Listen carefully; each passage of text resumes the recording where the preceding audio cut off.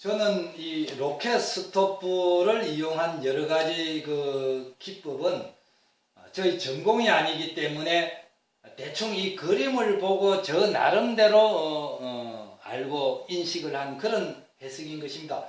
그래서 여기가 로켓 스토브인데 이 드럼통에다가 방열, 그러니까 복사열도 실내에 뜨시게 함과 동시에 이 속에 온기를 그 온수 사용되는 열교환기를 달아가지고 이 온수통에 이렇게 저장하는 그런 공간을 구조로 해가지고 온수도 사용하는 그런 로켓 스토브의 그림을 제가 접하고 제가 구들연구소에 그 무온실에 놓은 그 온수 저장통하고 아주 흡사하다 이렇게 느껴서 여기에 대해서 온수 사용에 있어서 제가 말씀드리겠습니다.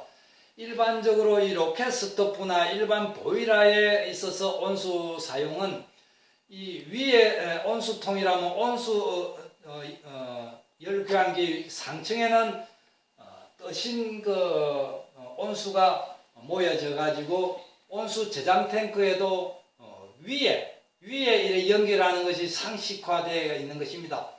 근데 저는 이것을 조금 바꿔서 이렇게 반대로 연결합니다. 예를 들면은 이 로켓 스토브라면은 거기서 열 교환이 된 온수가 일반적으로는 이 라인이 뜨거운 열기가 온수통 위에 가가지고 있어야 되는 것입니다. 그리고 찬물은 밑에 온수 탱크의 밑에 있기 때문에 밑으로 이렇게 연결해 줘야 되는 것입니다. 말하자면은 이 부분이 이렇게 가야 되고 이 부분이 찬물이 밑으로 가야 되는 것인데 저는 그거를 반대로 이렇게 연결을 해 봤습니다. 그래서 이 반대로 연결해 보니까 어떤 이점이 있냐면은 이 일반 보일러는 이 온수통의 절반 위에가 뜨신 물이고 밑에는 찬물인 것입니다. 근데 뜨신 물을 위에서 쓰게 되면은 이 양이 적어지면은 이 보일러에서 온수가 저절로 작동이 돼 가지고 뜨신 물을 공급해 주는 것입니다. 그래서 계속 쓰더라도 보일러에 기름만 들어가는 것이지 뜨신 물이 연속적으로 나오는 것이 일반 보일러의 원리인데, 그래서 일반 보일러는 24시간이 연륜이 켜져가 있기 때문에 그런 그 배관이 맞지만은 이 전래 구들이라는 것은 한 40분 내지 1시간 정도 불을 지피는 동안에 많은 열교환을 해가 온수를 많이 만들어야 되는 것이 목적인 것입니다.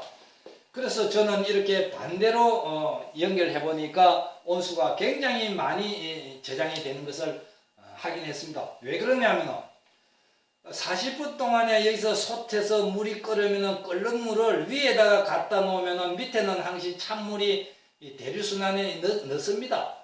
설사 대류순환이 돼가 뜨신 물이 미지근하더라도 불이 꺼지면 위에는 뜨신 물, 밑에는 찬물로 구별이 되는 것입니다. 근데 이 솥이 40분 동안 불 때는 동안에 열교환기에서 떨어진 물을 그 온수 저장 탱크 가장 하단에다가 연결하니까 이 불 지피는 40분 동안에는 끓는 물이 밑에서 위로 그냥 불불 끓어가지고 전체를 온수 저장 탱크 속을 뒤집어 버리는 것입니다. 마치 게릴라 전법으로서 전국을 혼란시키듯이. 그래서 40분 동안 불 때는 동안에 뜨거운 물이 가득 차는 것입니다. 밑에서 뜨신 물이 위로 가기 때문에.